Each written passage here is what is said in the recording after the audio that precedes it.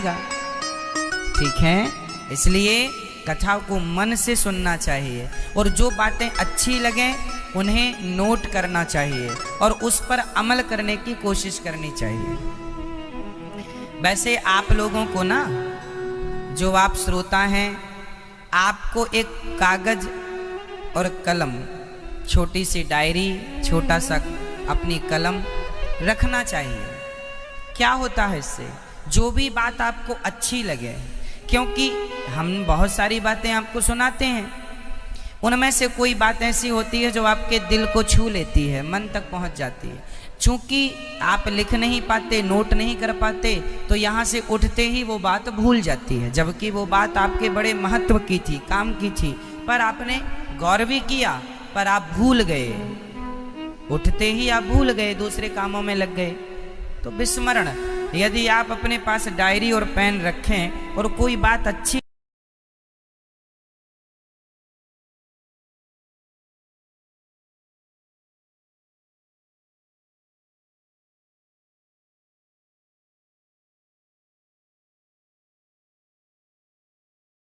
नहीं और सदा के लिए आप उस राह पर चल पड़ेंगे जो आपके और आपके परिवार के लिए अच्छा है।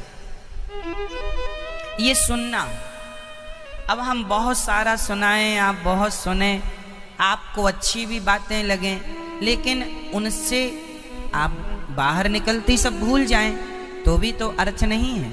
इसलिए याद रखने के लिए आपको, या फिर ऐसा करो कि जो बात आपको बहुत अच्छी लगा करे, उस पर थोड़ी देर आप स्टॉप, चिंतन कर लिया करो, क्या कहा गुरुजी ने, क्या उसको अपने जीवन से रिलेट है ना, आप उसे देखो कि वो आपके जीवन में कहाँ चरितार्थ हो रही है, क्या वो आपसे मिलती जुलती बात है, क्या ऐसी घटना घटी थी जो बात हम कह रहे थे या सुन रहे थे, आप उस पर थोड़ा सा विचार डिस्कस कर लेंगे अपने आप से, तो भी बात रह जाएगी। ये याद करने के फॉर्मूले होते हैं, है ना। हम लोग कोई भी बात पढ़ते हैं, कोई भी बात सुनते हैं, अच्छी लगी, उस पर चिंतन जरूर करते हैं, विचार जरूर करते हैं। इसलिए इससे क्या होगा, आपका ज्ञान बढ़ेगा। इससे क्या बढ़ेगा, ज्ञान। जल बिंदु निपातेन क्रमशः पूर्यते घटः, सह हेतु सर्व विद्यानां धनस्य च धर्मस्य च। जैसे जल एक एक बूंद बचाने से घड़ा भर जाता है, पानी थोड़ा थोड़ा बचाने से जैसे घड़ा भर जाता है, धन थोड़ा थोड़ा बचाने से धन बढ़ जाता है, धनी हो जाता है, थोड़ी थोड़ी भक्ति करने से लोग भक्त हो जाते हैं, और थोड़ा थोड़ा ज्ञान अर्जित करने से व्यक्ति ज्ञानी हो जाता है। ऐसे थोड़ा थोड़ा होता, एक एक बात भी आपने अच्छी अच्छी रोज सीखी तो 365 बातें हो गई एक साल में। एक लेसन को भी यदि विद्यार्थियों ने एक दिन में उसको याद कर लिया या समझ लिया तो 365 लेसन हो गए। मतलब सारे सब्जेक्टों के हर पाठ को आप जोड़ लीजिए। इस बुक के यदि 25 पाठ हैं, 25 लेसन हैं, तो आप 2-2 दिन को भी दे एक लेसन में तो भी ठीक है। हम जब पढ़ा करते थे स्कूल की पढ़ाई, तो हम कभी याद नहीं करते थे किसी चीज़ को, हम हमेशा उसे समझा करते थे, उनसे अलग रहा जाए। ये मान के चलो अब कि सब ही ऐसे होते हैं।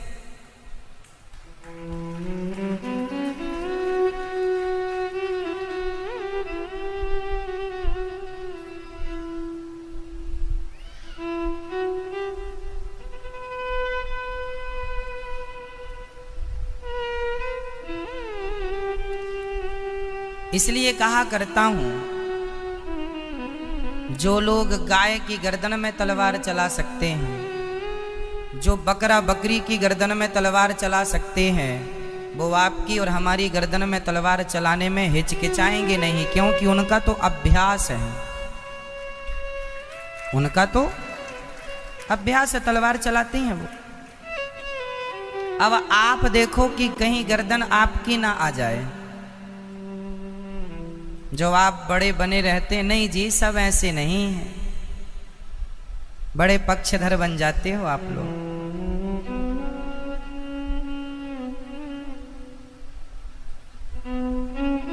क्यों? अगली गर्दन किसकी होगी?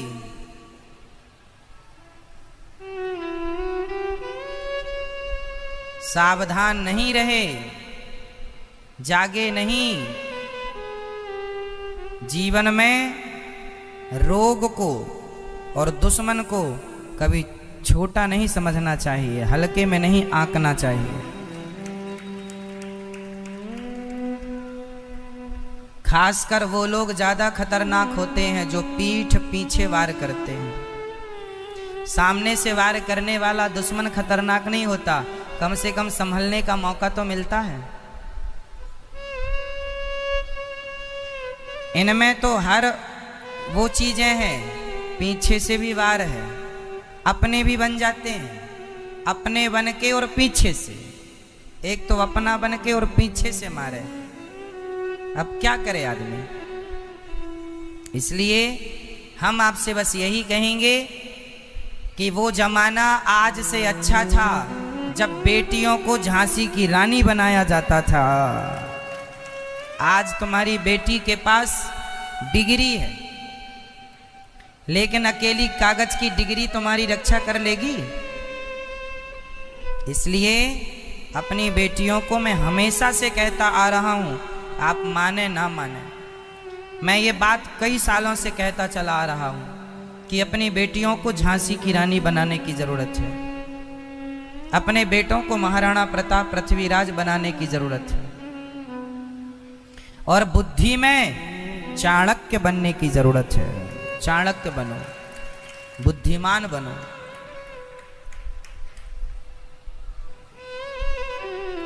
बस अब अपने दोस्तों को जरा एक बार देख लीजिएगा कि आपके दोस्तों में भी तो कुछ आपकी गर्दन काटने वाले नहीं हैं।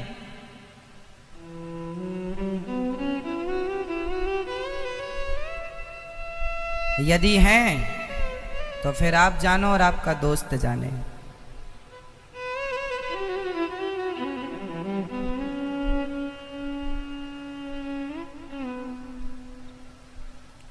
सांप का शौक पालोगे तो कभी न कभी डसेगा, बस उसे मौका मिलना चाहिए। सांप का शौक पालोगे, सांप को कितना भी तुम दूध पिला दो, सांप को कितना भी दूध पिलाओ, जब उगलेगा जहर उगलेगा। जो लोग कहते हैं सब ऐसे नहीं है महाराज, तो जब उनके जहर को तुम देख लेना तब मान लेना।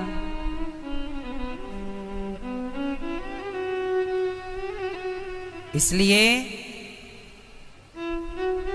सांपों को कितना भी तुम दूध पिलाओ, कितनी भी हमदर्दी दिखाओ, सांप तो सांप ही रहेगा। धुंधकारी ने 5 स्त्रियों से संबंध बनाया। धुंधकारी का भी कुछ ऐसे ही हाल हुआ था। धुंधकारी की 5 पत्नियां थीं और 5 वैश्या। जो स्त्री अपने पति की ना हो सकी, याद रखना वो किसी की नहीं हो पाएगी। उस स्त्री में यदि तुम्हारा मोह है तो तुम्हारा सर्वनाश निश्चित है। धुंधकारी की 5 स्त्रियां थीं, 5 ऐसे ही थी। धुंधकारी को गला दबाकर मारा, नहीं मरा तो अंगारे जलते हुए मुंह में डाल दिए। धुंधकारी के जलते हुए अंगार डाल दिए, और जलते हुए अंगार डालकर तड़पता हुआ छोड़ दिया। धुंधकारी तड़प तड़प करके मर गया, मर गया।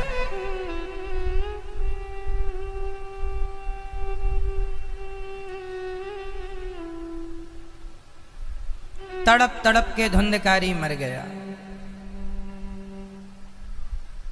प्रेत बना। तब गौकर्ण जी ने भागवत सुनाई और भागवत सुनकर धुंधकारी की सदगति हुई। धुंधकारी की अपनी पत्नियां चूंकि वैश्या थी इसलिए मार डाला। आपको मैं निवेदन कर दूं, दुश्मन पर, चरित्रहीन स्त्री पर कभी भरोसा नहीं करना चाहिए और ऐसों पर भी कभी भरोसा नहीं करना चाहिए जो आपकी गर्दन काटने को तैयार हैं।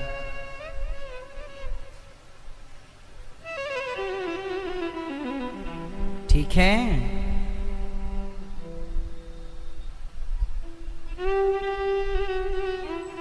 जीवन में ये बहुत बारीकी से देखा करो कि आप किसके साथ उठ बैठ रहे हैं।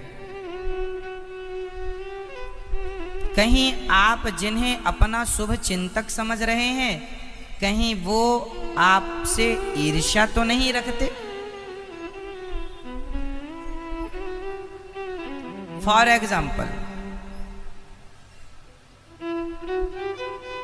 कौरवों की सेना में सलाहकार कौन थे? आप बताइए। कौरवों की सेना में कौरवों को सलाह कौन देता था? बताइए कौन? जोर से। मामा शकुनी। कौन? शकुनी मामा। मामा शकुनी ने कौरवों को कैसी सलाह दी?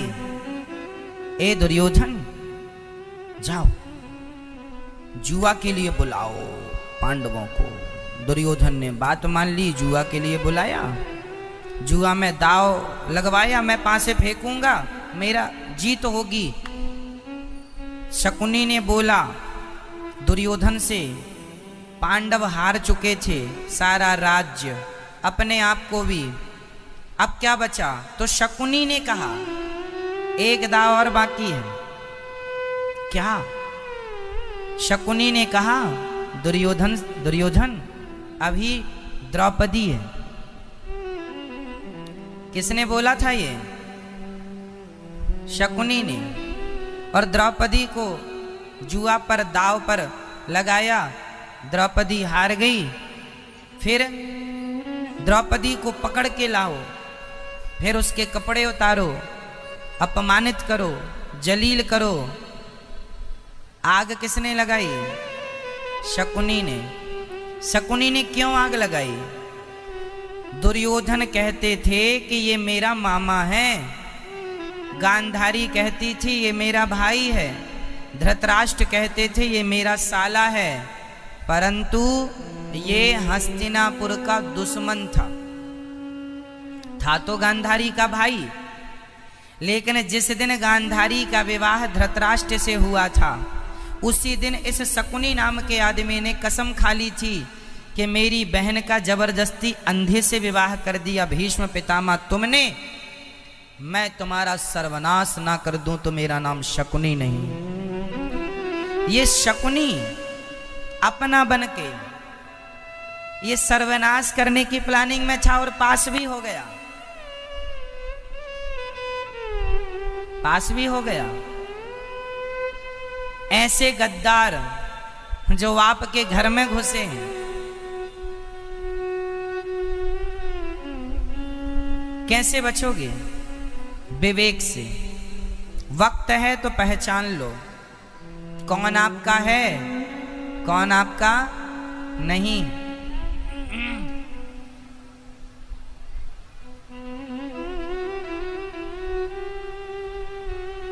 मैया नींद आ गई मेरी माँ को। हाँ? सुनो, कौरवों के सलाहकार बने शकुनी, नाश करा दिया। सबकी सलाहें ना सुना करो,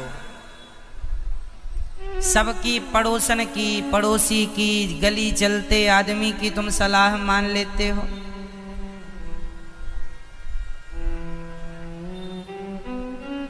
सलाह के लिए हमेशा गुरु होते हैं, या तो पिता से सलाह, माता से सलाह, बड़े भाई से सलाह, गांव के बड़े बुजुर्ग जो परम योग्य हों, बुजुर्ग हों, सम्मानित हों, पूज्य हों, उनसे सलाह, वरना गुरु। इसलिए गुरु होते हैं। गुरु क्यों बनाते हैं? ताकि सही वक्त पर सही रास्ता प्राप्त होता रहे, सही ज्ञान मिलता रहे, सही गाइडेंस मिलती रहे। इसलिए हम कथा आपको सुनाते रहते हैं रोज। आप सुनते रहिए, रोज की कथा में आपको कुछ ना कुछ रोज नया नया सीखने को कुछ ना कुछ तो मिल ही जाएगा। यही तो रास्ते हैं, और क्या रास्ते हैं? यही तो सलाह है। हम आपको सलाह ही तो दे रहे हैं। शास्त्र का निचोड़ कह रहे हैं। अच्छा, कौरवों के सलाहकार शकुनी थे, और पांडवों के सलाहकार कौन थे? आप बताइए। सिर्फ आप बताएंगे, कोई नहीं, आप बताइए। आप बताइए, पांडवों के सलाहकार कौन थे? सिर्फ आप बताइए। नहीं मालूम? मैया आप बताओ। सिर्फ आप बताएंगी, कोई इनकी मदद नहीं करेगा बताने में। नकल बहुत चलती हमारे देश में। बताओ मैया, बताओ, पांडवों के सलाहकार कौन थे? कोई नहीं बोलेगा, मैया बोलेंगी। बेटा आप बताओ, कौन थे? आप बताओ। नहीं, आप बताओ। चलो आप बताओ, पीछे वाले।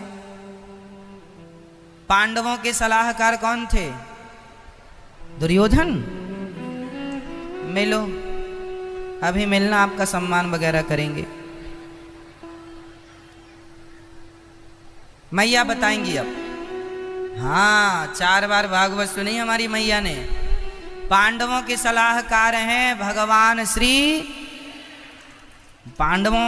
पांडव किससे सलाह लेते थे? भगवान श्री कृष्ण से। अर्जुन का रथ कौन चला रहा था? भगवान श्री कृष्ण। पांडवों के सलाहकार कौन? भगवान श्री कृष्ण। जिनको भगवान ने सलाह दी, जिनका मार्गदर्शन भगवान ने किया, उनकी जीत हुई, और जिनका मार्गदर्शन शकुनी ने किया, उनकी हार हुई। जीतना चाहते हो तो मार्गदर्शक बढ़िया सा ढूंढ के रखना अपने लिए। यदि गलत मार्गदर्शक ढूंढ लिया, सर्वनाश कर देगा। बहुत बड़ा स्थान है सलाह देने वाले का। कहो मेरी माँ, तुम पड़ोसन से ज्यादा लेती रहती हो ज्ञान। कैकई माँ की सलाहकार कौन थी? फिर बताना पड़ेगा आपको, सिर्फ आप बताएंगे। नहीं, सब नहीं बोलेंगे। डे बोले टुप्पई टाप रहना। आप बताइए, कैकई की सलाहकार कौन बनी? सिर्फ आप बताइए। चलो, कैकई की सलाह। भैया, ओ भैया आप बताओ। आप नहीं, आप बैठे बैठे बता दो।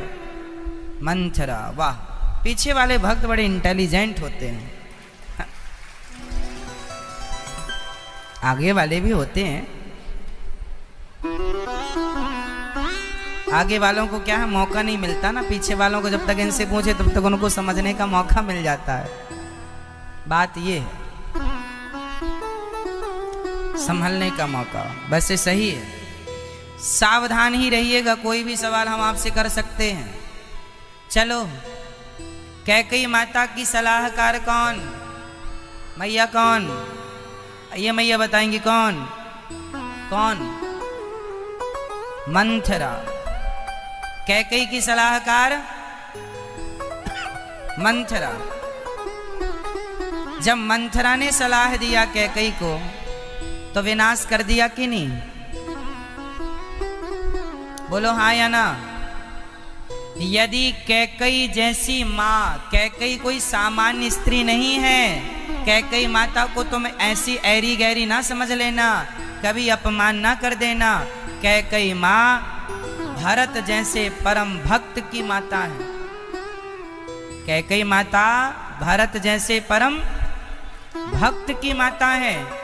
ऐसी भक्त की माता की भी बुद्धि बिगड़ गई मंथरा के कारण। कैकई वो कैकई है जो राम को गोद में बिठाकर अपना दूध पिलाती थी।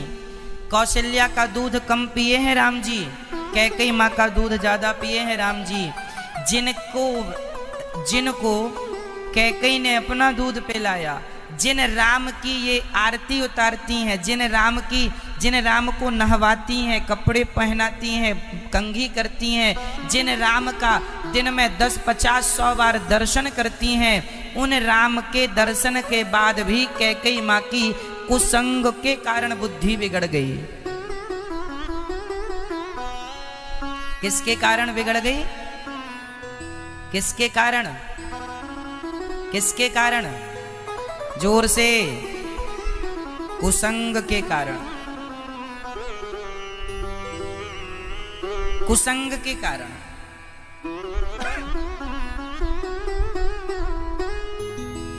सोचो कि कैकई माता जैसी स्त्रियों की भी बुद्धि कुसंग से बिगड़ गई, तो आपकी पड़ोसन यदि आपको मिल जाए और उल्टी उल्टी बातें बताने लगे तो आपकी भी बुद्धि बिगड़ जाएगी। कैकई जैसों की बिगड़ गई। जितना प्रपंच में उलझोगे उतने दुखी बनोगे, और जितना प्रपंच से बचोगे उतने सुखी बनोगे। अब मर्जी आपकी है। ठीक है?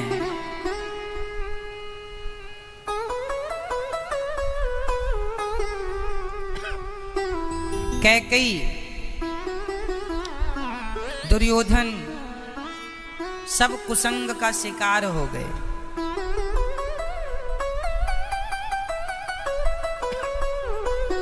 संगत से गुण आते हैं, संगत से गुण जाएं।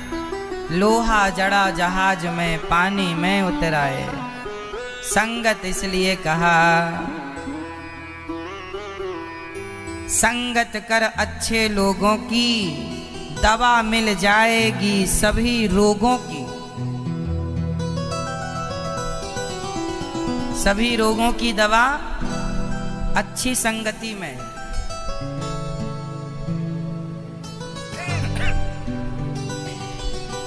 श्री भगवान की कृपा से धुंधकारी का उद्धार हुआ। जन्माद्यस्य यतोऽन्वयादितरतस् चार्थे सुभिज्ञः स्वराट् तेने ब्रह्म हृदय आदि कवये मुह्यन्ति यत्सूरयः तेजो वारि मृदां यथा विनिमयो यत्र त्रिसर्गो मृषा धाम्ना स्वेन सदा निरस्तकुहकं सत्यं परं धीमहि। भगवान का ध्यान जो सृष्टि उत्पन्न पालन संहार करते हैं।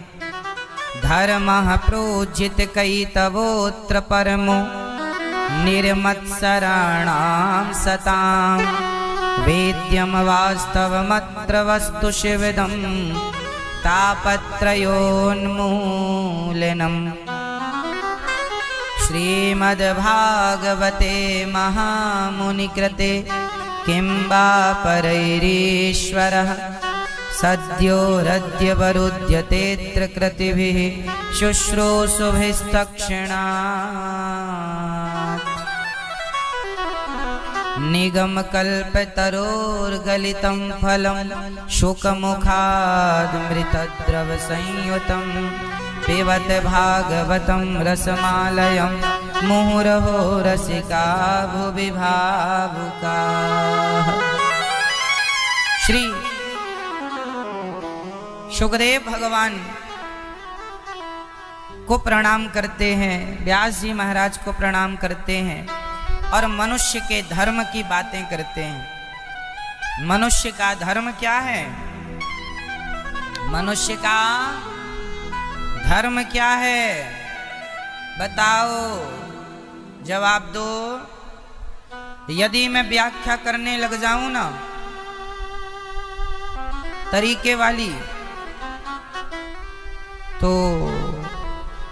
आपके लिए बड़ी हितकर होगी। हम कर रहे हैं, सुनो। मनुष्य का धर्म क्या है? मनुष्य का धर्म है आत्मरक्षा। यदि आप हैं तो ही तो आप कुछ करेंगे, आप ही नहीं हैं तो क्या करेंगे? इसलिए पहली प्राथमिकता है आपको अपनी रक्षा। पहला धर्म क्या? शरीर की रक्षा। और शरीर की रक्षा कैसे होगी? जब आप सदा सावधान होंगे, किसी पे भरोसा नहीं करेंगे।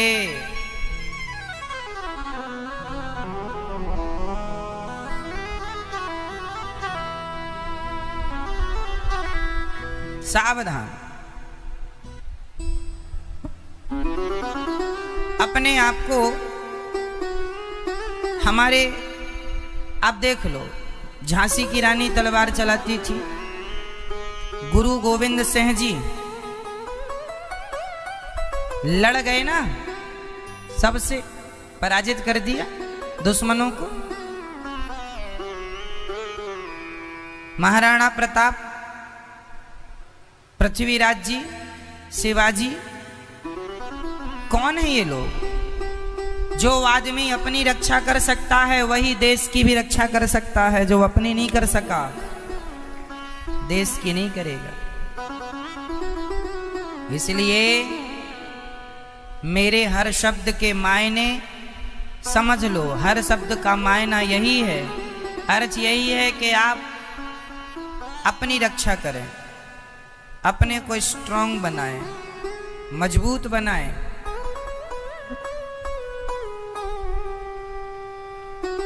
आपके घर में सांप निकल आए तो उसे मारने की लाठी भी नहीं होती आपके घर में।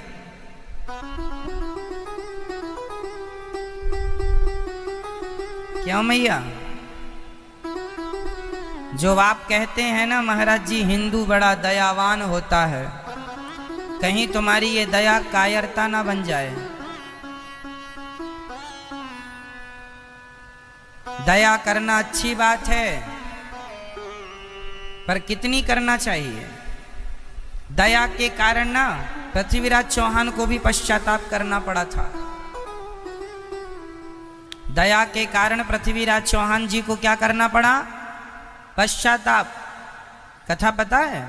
सुनो, सुना देते। पृथ्वीराज चौहान से सबसे पहले मोहम्मद गौरी युद्ध करने आया, तो पृथ्वीराज चौहान ने मोहम्मद गौरी को युद्ध में पराजित कर दिया। और पराजित कैसे किया? बंदी बना लिया। और बंदी बनाया तो गिड़गिड़ाने लगा मोहम्मद गौरी। तो पृथ्वीराज चौहान, भारतीय है ना, दया, छोड़ दिया।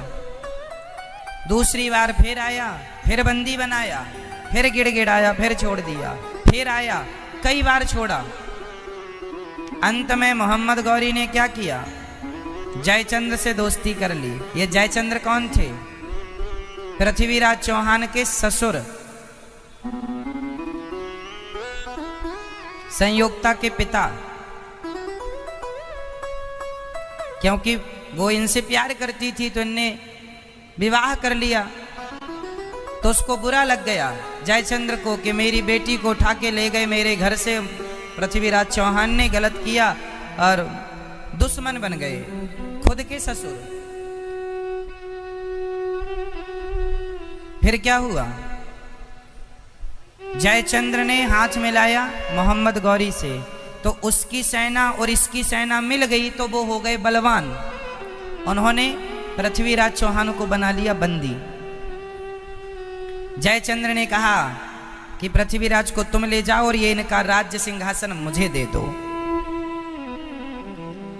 तो मोहम्मद गौरी ने कहा, सुन जयचंद्र, जो अपने देश का ना हो सका वो मेरा नहीं होगा। तुरंत फांसी पर लटका दिया मोहम्मद गौरी ने। तुम जैसे गद्दारों की हमें जरूरत नहीं है, ऐसे गद्दार भारत में ही पाए जाते हैं।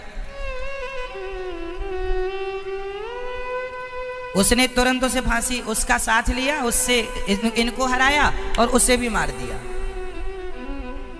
अब ये बंदी बना के पृथ्वीराज चौहान को ले गया। तभी इनके एक मंत्री थे और लेखक राइटर भी थे, चंद्रवरदाई। तो ये पृथ्वीराज को ढूंढते ढूंढते चंद्रवरदाई पहुंच गए और इन्होंने कहा, चंद्रवरदाई ने, कि गौरी हमें महाराणा, हमें अपने चौहान, पृथ्वीराज चौहान से मिलने दो। मिलने दिया। बोले ये बहुत अच्छा तीर चलाते हैं। पृथ्वीराज चौहान की आंखें फोड़ दी थी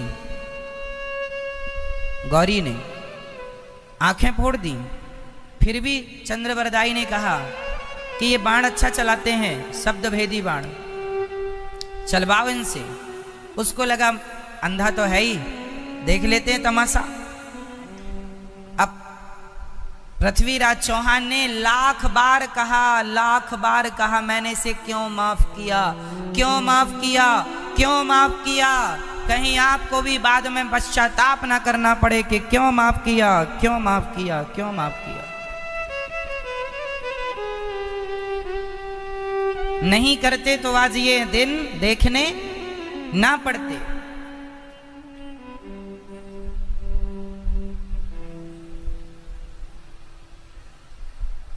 माफ जब जब तुमने किया है तब तब परिणाम यही हुआ। देश का बंटवारा हुआ, तभी जब बनाया ही था पाकिस्तान, तो पाकिस्तान के शुभ चिंतकों को सबको वहीं भेज देते, हिंदुस्तानियों को यहां कर लेते। लेकिन देश भी बांट दिया और आदमी भी जहां पहुंचने चाहिए वहीं ना पहुंचे, बंटवारा भी ठीक नहीं कर पाए। अब यही तो दया थी, दया के कारण ही तो नाश हो गया। उसकी भी एक क्षमता है। आपकी बिल्डिंग कितना लोड ले पाएगी, कितना नहीं ले पाएगी, सबकी एक क्षमता है।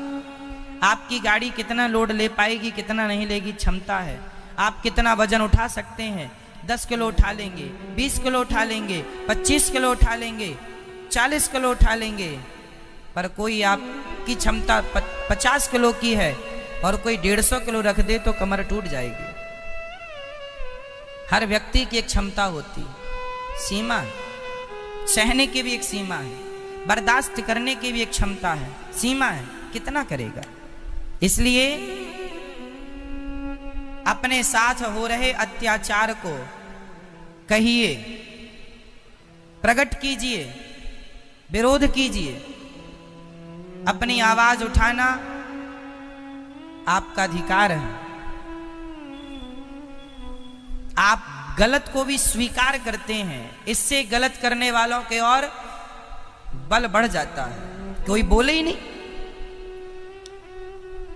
किसी की हिम्मत नहीं पड़ रही है बोलने की। इसलिए जो गलत है गलत है, जो सही है वो सही है। गलत को गलत कहा जाए, सही को सही कहा जाए, अच्छा है। सफेद को सफेद कहने में पाप नहीं है और काले को काले कहने में पाप नहीं है। जो है कहा जाए उसे। सांप को सांप कहने में क्या दोष है? क्यों? इसलिए हमारा धर्म है आत्मरक्षा, हमारा धर्म है दया। दया भी उतनी जितनी जरूरी है, मैं फिर कहूंगा, उतनी दया जितनी जरूरी है, जरूरत से ज्यादा दया। इसलिए हनुमान जी गदा लेके चलते हैं, प्यार से समझाते हैं, बातों से समझाते हैं। बातों से मानने तो माने नहीं, फिर लातें कहाँ चली गई, लातें भी हैं। तो यहाँ उतनी दया जितने में आदमी समझे, नहीं समझे तो फिर अब गदा से। जिन मोहि मारा ते मैं मारे।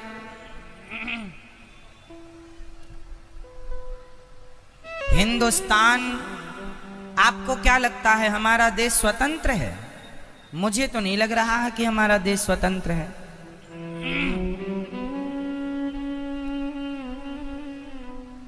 आज हमारे देश में लोग घुस घुस के गांवों में हजारों हिंदुओं को क्रिश्चियन बनाया जा रहा है। हजारों हिंदुओं को क्रिश्चियन बना दिया। हजारों हिंदू क्रिश्चियन बन गए। मंदिर जाने वाला राम सिंह चर्च जाने लग गया है। लेकिन कोई बोल ही नहीं रहा है, क्योंकि आप सहनशील हैं। कल को जब उनकी जनसंख्या ज्यादा हो जाएगी तो जो हिंदू क्रिश्चियन बने हैं उनसे ही आपको और हमें लड़ा दिया जाएगा। फूट डालो, शासन करो, यही तो अंग्रेजों की नीति रही है। वो नीति पे आज भी वो लोग काम कर रहे हैं। आज हिंदू अपने धर्म के लिए जागरूक है ही नहीं। वो क्रिश्चियन लोग सबको, हिंदुओं को क्रिश्चियन बनाए जा रहे हैं। आपका पड़ोसी क्रिश्चियन बन गया, आपने रोका क्यों नहीं? क्यों नहीं आपने विरोध किया? क्यों नहीं आपने डांटा? बातों से समझा दो एक बार इन दुष्टों को। नहीं माने तो फिर लातों से दो चार जमा ही दो। बातों से ना माने तो लातों से। तुम्हारा पड़ोसी रामलाल क्रिश्चियन बन गया है, क्यों नहीं रोका आप लोगों ने? क्या आपका धर्म नहीं है कि आप अपने धर्म का प्रचार, वो क्रिश्चियन लोग प्रचार कर करके हिंदुओं को क्रिश्चियन बना रहे हैं, और आप अपने हिंदू लोग, आप अपने हिंदुओं को नहीं बचा पा रहे हैं। हमें जरूरत नहीं है कि हम किसी क्रिश्चियन को हिंदू बनाएं, पर हमारे अपने तो बचे रहें। बातें छोटी नहीं है मेरी माँ। स्त्री हो पुरुष हो, सबको अपने धर्म के लिए जागरूक होना पड़ेगा। नहीं होगे तो फिर अपनी अपनी गर्दनें ऐसी तैयार रखना। काटने वाले तो तलवार लिए बैठे हैं। नहीं जागे तो परिणाम बिगड़ेगा। इसलिए अपने धर्म का प्रचार करो, संस्कृति का प्रचार करो, अपने सनातन का प्रचार करो। हमारे देश के प्रधानमंत्री जी वो भी तिलक लगाते हैं और वो भी मंदिर में जाके भगवान को प्रणाम करते हैं। जब हमारे देश का राजा भगवान की भक्ति करता है तो आपको और हमें क्यों शर्म आती है?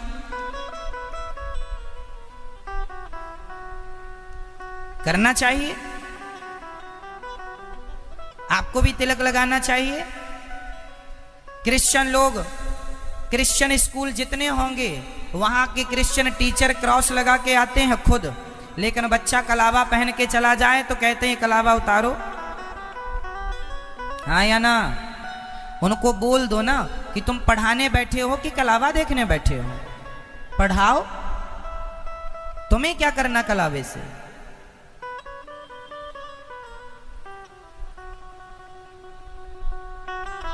हमारी सरकार भी दयालु है, हमारा बस चले तो एक दिन में ठीक कर दे।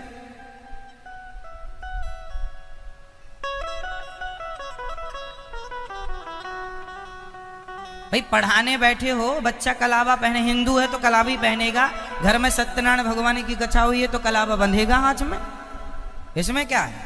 लेकिन वो अपना क्रॉस लगाते हैं, उसमें उनको आपत्ति नहीं है। पर कोई हिंदू बालक तिलक लगा के चला जाए स्कूल, कलावा पहन के चला जाए, उतरवा देते हैं। गलत है ये। जब आप अपने देश में अपने धर्म का प्रचार आप नहीं कर सकते, कैसे कह दें कि देश आजाद हो चुका है? कहाँ आजादी है? यदि आजादी है तो स्कूलों से कलावे क्यों उतारे जा रहे हैं? ये आजादी है?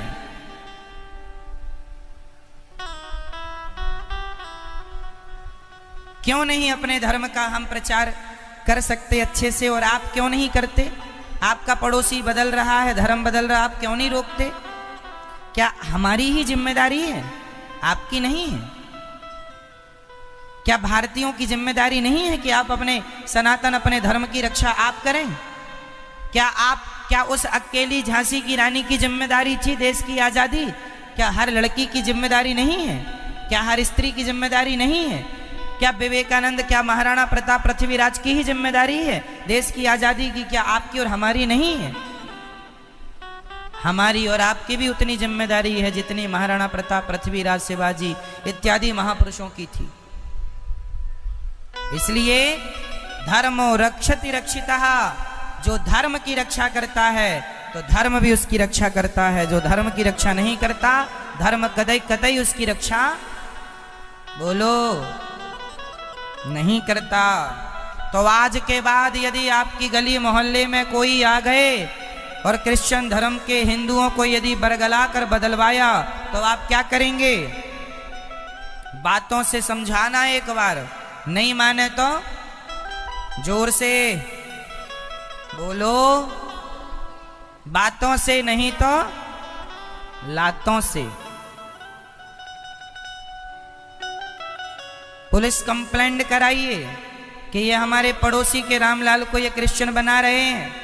पुलिस क्या जवाब देती है? पुलिस यदि एक्शन ले तो ठीक है, वरना पुलिस आजकल एक्शन लेती नहीं है जल्दी से।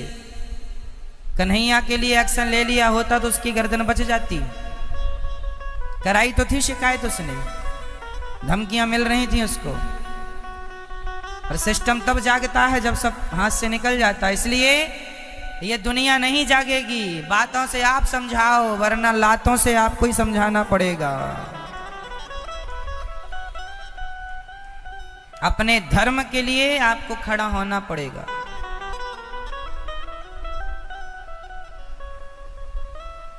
ठीक है? जब तक आप कुछ ना लें तब तक तो आप अच्छे हैं, और आपने अपने घर से जरा कुछ मांग लिया, अरे मांगता है बुरा है। आप अपने भाई से कुछ ना मांगे, अपनी भी जमीन उसको दे दें तो भाई बहुत अच्छा है, अरे, और आप जरा मांग लें तो भाई दुश्मन बन जाता है। क्यों? आजकल दुश्मन बाहर से नहीं लाने पड़ते। भारत की यही तो विडंबना है। हम बड़े दुखी हैं इस बात से कि आज भारत का आदमी, हिंदुस्तानी, भारतीय, हिंदू आज आपस में ही लड़के मर रहा है। ये बड़ी विडंबना है। तुम आपस में एक हो जाओ तो क्या मजाल के तुम्हारी तरफ कोई आंख उठाकर देख ले, लेकिन तुम घर में दो भाई हैं, तुम दो में नहीं पट रही है, तुम्हारी दो में तालमेल नहीं बैठ पा रहा है। 4-6 लोगों का परिवार है, वो लड़े जा रहे हैं, मरे जा रहे हैं। छोटा भाई अलग फैल रहा है, बड़ा अलग तमाशा कर रहा है, बाप अलग। 2 भाइयों का परिवार भी आज संगठित नहीं है। सबका हम नहीं कह रहे हैं, कुछ तो अच्छे हैं, संगठित हैं। कुछ आज ऐसे हैं जो भाई भाई संगठित नहीं। बोलो हाँ या ना? भाई भाई आज संगठित नहीं है। देवरानी जेठानी संगठित नहीं है। इसलिए महाभारत ज्यादा होता है। आप में से कितने लोगों के घर में महाभारत चल रहा है? हाथ उठा के बताओ। महाभारत चल रहा है आपके घर में? हाथ उठा लो। जिनके घर में पत्नी से पति का महाभारत, भाई से भाई का महाभारत, जेठानी से देवरानी का, ननंद से भौजाई का महाभारत, सबसे बच गए तो पड़ोसन से महाभारत। किस किस का चालू है अभी? मैया, किस किस का भी महाभारत चालू है? तो कितने अध्याय तक पहुंच गया आपका महाभारत? 3 अध्याय निपट गए, अभी तो बहुत है। फिर मैया आपका कहां तक पहुंचा महाभारत? नहीं, महाभारत से बचिएगा, झगड़े और लड़ाई से। अच्छा, लड़ाई से बचने का उपाय क्या है? जल्दी से बताओ, हमारे पास समय जरा कम है, कथा सुनानी है आपको। झगड़े से बचने का उपाय क्या है? बेटा आप बताओ। ये बच्चा बोतल से पानी पी रहा, उसके बगल में बैठी बहन, बताओ। उसको पीने दो भाई, उसको पानी पीने से मना नहीं कर रहे हैं, पहचान बता रहा, उसके बगल में जो बैठी है बहन। बोलो बेटा, बताओ, लड़ाई झगड़े से बचने का उपाय बताओ। पीले कपड़े वाली बहन, जल्दी बोलो। लड़ाई झगड़े से कैसे बचेंगी आप? क्या हो जाना? चुप हो जाना। वाह, बहुत सही जवाब दिया आपने, सुंदर जवाब, बहुत अच्छा। मैया आप बताओ, झगड़े लड़ाई से बचने का उपाय क्या है? ये बहन ने सही कहा कि गलत जवाब दिया? क्या जवाब था, सही था या गलत? बोलो मैया, जवाब सही था या गलत बहन का? झगड़े लड़ाई से बचना है तो एक ही उपाय है, जो बोल रहा है उसे ही बोलने दिया जाए। आज आप बिल्कुल चुप रहें, शांति, चुप रहेंगे। जब उसका ठंडा हो जाए, विचार करो कि बोलना है कि नहीं, कुत्तों के मुंह लगना है कि नहीं, वो आप बाद में विचार कर लो।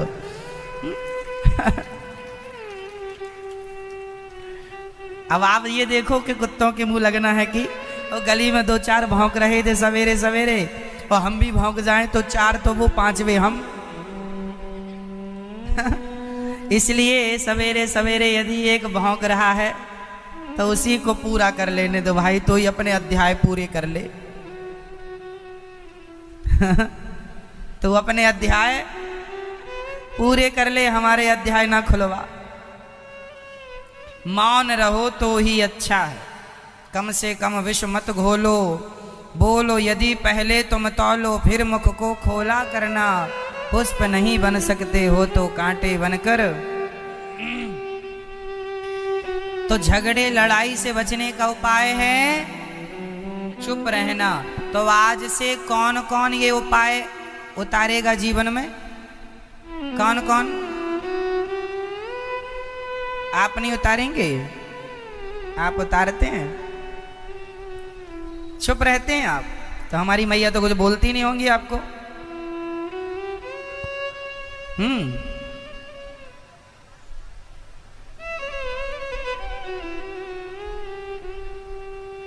चुप रहिए। सबसे बढ़िया उपाय ये उंगली का प्रयोग करना है आपको। यहां पर डे बोले हम टुप्पई टाप।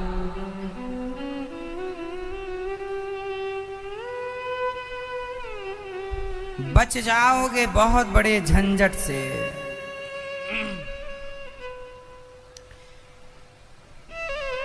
बातें देखो थोड़ी से शुरू होती हैं, पर वो बातें बहुत बड़ी हो जाती हैं। जेल तक की नौबत आ जाती है, माथा फोड़ी तक की नौबत आ जाती है, लिपटा लिपटी की हो जाती है।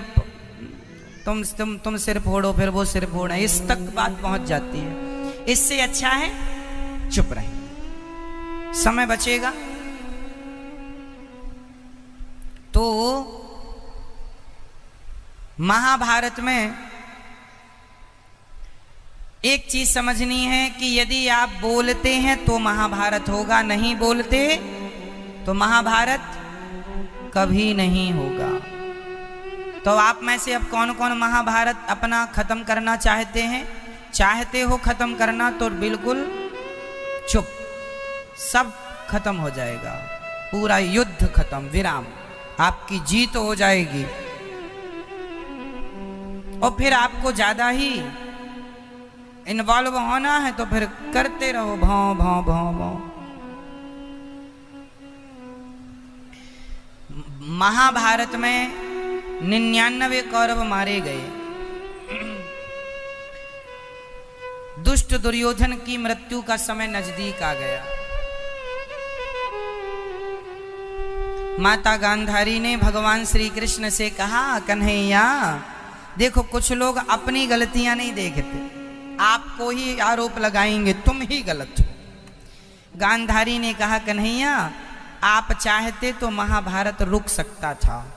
भगवान बोले, बुआ जी, मैंने तो चाहा था, मैं तो शांति दूत बन के भी आया था, पर तुम्हारी औलाद जब सुने तब ना। सुनती कहाँ है तुम्हारी औलाद?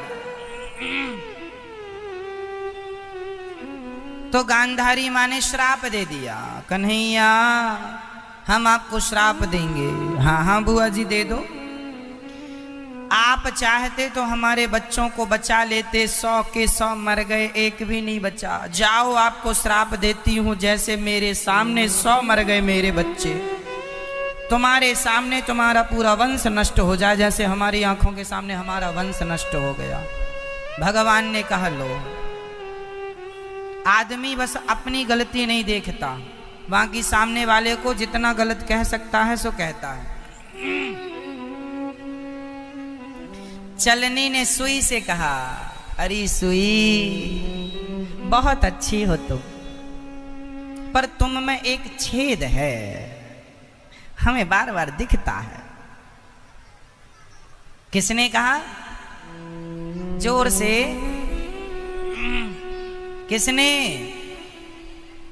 जोर से मैया,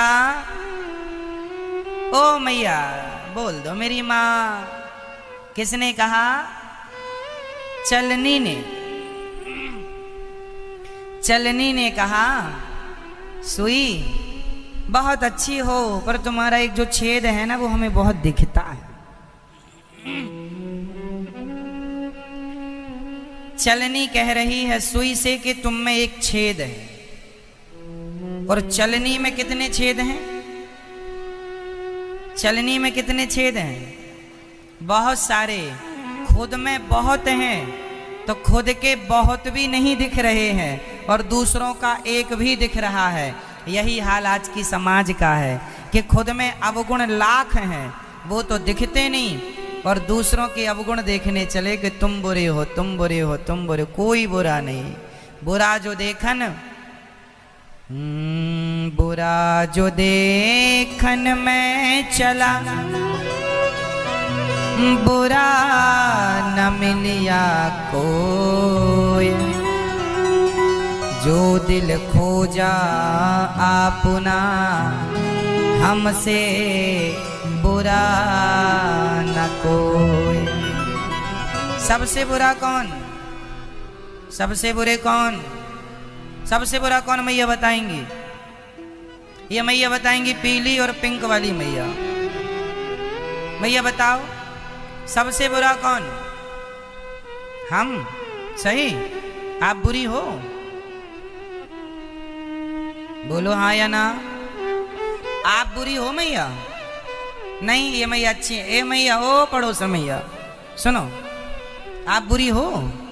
नहीं, अच्छी है। आप बुरी हो? हाँ या ना? अरे हाँ ना बोलो बस। हाँ। आप बुरे हो? बोलो हाँ या ना। आप बुरे हैं? नहीं। दादाजी आप बुरे हैं? नहीं। आप बुरे हैं? बोलो हाँ या ना। पीछे वाली मैया, पंचायती मैया, बोलो मेरी माँ बुरी हो के नहीं?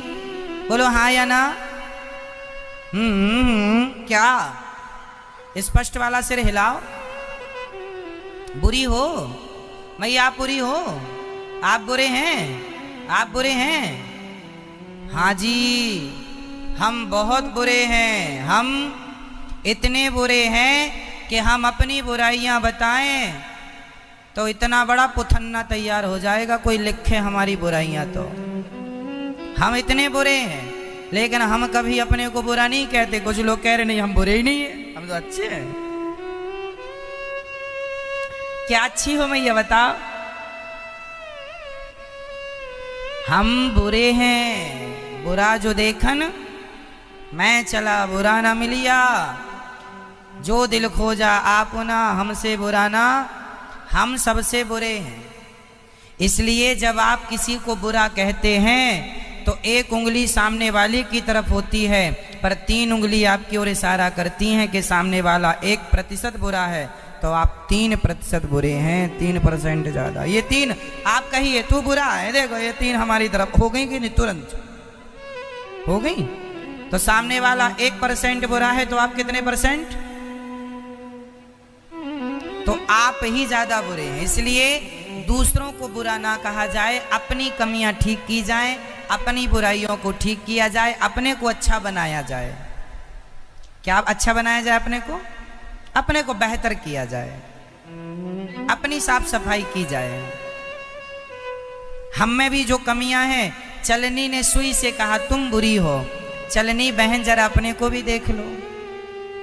बहू कहती है सास बुरी है, तो बहू तुम बहुत अच्छी हो क्या? सास कहती है बहू बुरी है, तो तुम बहुत अच्छी हो क्या? हर आदमी कहीं ना कहीं खुद दोषी है। जो व्यक्ति स्वयं बुरा होगा वही दूसरों को कहेगा कि बुरा है। जो स्वयं अच्छा होगा वो सबको अच्छा ही कहेगा, क्योंकि सब अच्छा है तो सब अच्छा है, बुरा है सब। गुरु द्रोणाचार्य जी ने दुर्योधन से कह दिया, जाओ नगर में जितने अच्छे लोग हैं पकड़ के लाओ। राज्य में जितने अच्छे लोग हैं, मैया दुर्योधन किन्हें पकड़ने चला? उन्हें लाना है जो सबसे अच्छे हैं। बेचारा दुर्योधन पूरे नगर की कई परिक्रमा लगाया, पर उसे कोई अच्छा आदमी नहीं मिला। क्यों मैया जा रही हो? नाराज हो गई क्या? हमने बुरा कह दिया तो? हाँ, तो आप घूमने आई हो? कहां से आई हो? धार से घूमने